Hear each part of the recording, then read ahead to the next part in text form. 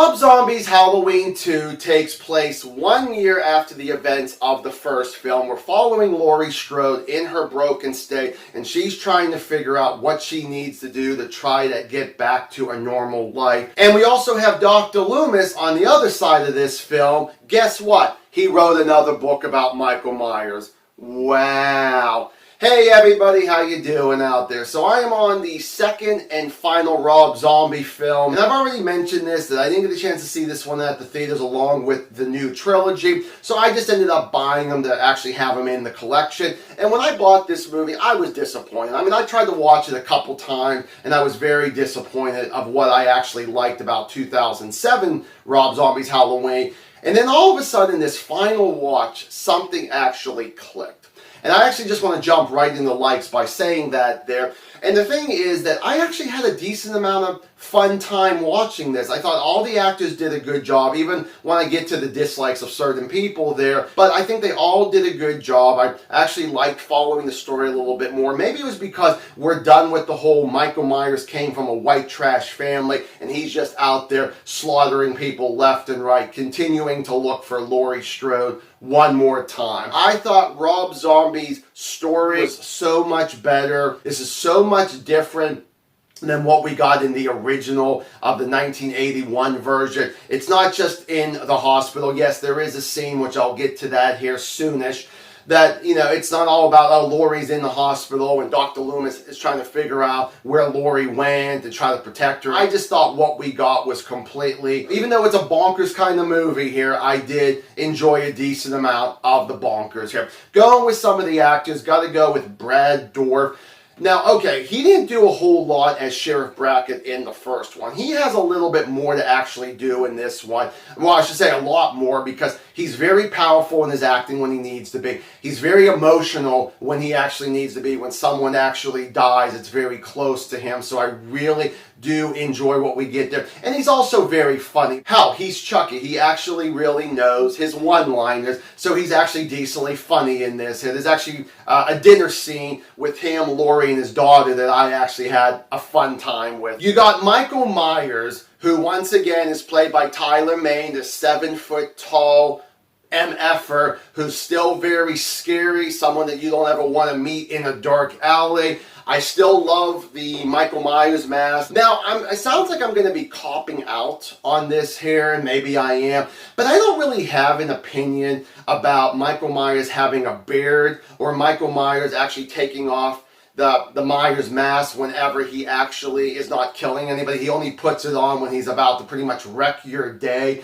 I'm kind of neutral with it. It doesn't bother me one way or the other. This movie is still gory as hell, just like the first one. This one might even be a little gorier to, you know, up the ante from the original to this sequel. And then the final thing I want to talk about when it comes to the likes here is, I mentioned about that this movie in the storyline is completely different, but there is one scene for about 15 minutes or so in a hospital with Michael Myers and Laurie, and of course you got your nurses there. That has to be the most intense and best scene for me that I just really liked. I hate to say this, it's almost like if they would have went and did the hospital thing, maybe I would have enjoyed this one a lot better than Halloween 2. They do such a terrific job in that hospital scene. And moving on to the dislikes, well, let's start with Rob Zombie. When it comes to his dialogue, no surprise, once again, it is horrible dialogue that these actors have to say over his script there.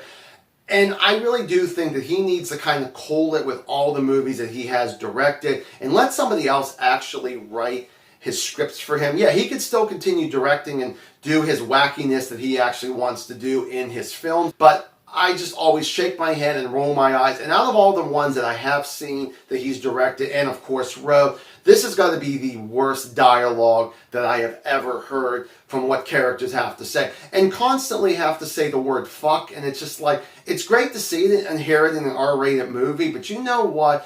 It has to be very interesting of you actually saying it, not just constantly saying it, because then you kind of unfortunately take me out of the movie because you're just constantly saying it like 7 to 10 times in a row.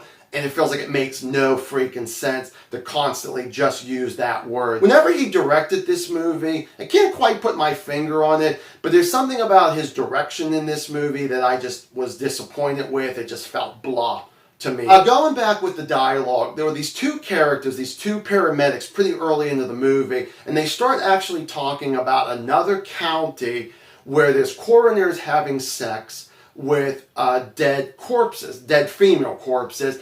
And it's just like, oh, that is so sick to actually ever hear something like that. And I won't say which ones, unless you've seen the movie already, then you would know. But between the driver or the passenger, one of them said, I thought about it, but I will never actually ever do it. And then the other one decides to make a really sick joke about jelly and jam. And I'm just like, oh, this is what we get. And it's like, why, Rob Zombie? Why do you do this to not just me, but anybody else who tries to enjoy your work but hate your writing? Oh, that really, really sucks. Whenever it comes to, and this is one thing that always will bother me, is Sherry Moon Zombie is back into this movie as a freaking ghost. She dies in the original movie, so they bring her back in this, and just because this is your wife, she shouldn't have to be in this movie. She actually has no purpose really into this movie here.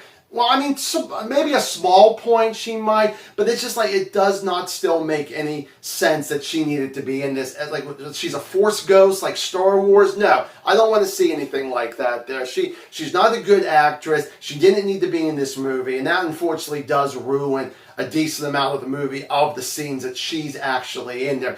You got Laurie Strode, and I have to apologize because in the first Halloween Rob Zombie movie, I called her Scott. Instead of Scout, it's Scout Taylor Compton. The big thing about her is she is not likable at all in this here. I felt like that her acting, her acting was great in the first one for the most part. In this one, you don't care for her. She goes crazy. I get that she had the events that happened to her in the previous movie, so why not? But unfortunately, it just feels like that she just goes way over the top of being too crazy, or she's just so subdued on certain people. There's like no balance in the middle there. You got Annie, once again, played by Danielle Harris.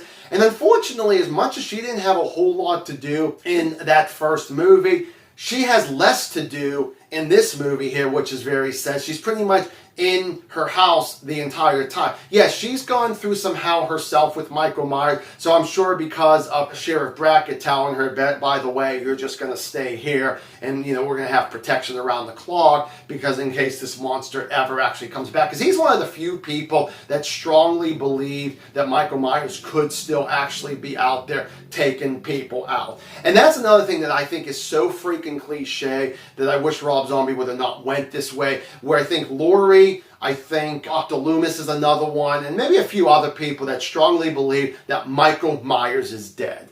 I call bullshit, because no, you're not just going to make a movie with the villain is dead and just to see the aftermath of what he did to everybody and never see that villain ever again in that sequel. That would be so stupid in so many different ways. All the other new characters that we actually get in this, I don't remember their actor's name, their character's name.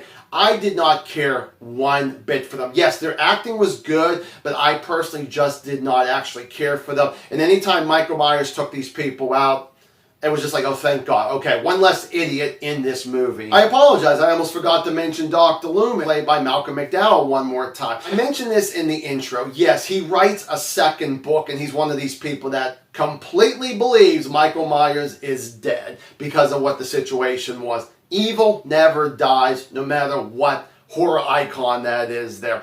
But when it came to him, he was very dull in this, and it was just the whole thing once again that he felt. Well, because he was saying at one point to his publicist, I believe, is, there's a difference between old Loomis and new Loomis, and at least old Loomis was actually pretty decent in that movie. But in this one, he is a total dick in this movie. And again, Donald Pleasant, Dr. Loomis, was not ever trying to get rich and famous like this guy was. He was trying to save people at Haddonfield from Michael Myers if he can do what he can there. Unfortunately, with this guy, he's just a greedy son of a bitch, just wants to sell a book about a serial killer just like he did in the first one. And I hate that. I really do hate that. And the final dislike is the last 10 minutes of this movie. I just could not stand it. I think it has to be the worst 10 minutes, well, maybe, or at least nearly, the worst 10 minutes of a Halloween film. I could not stand what we got out of this here.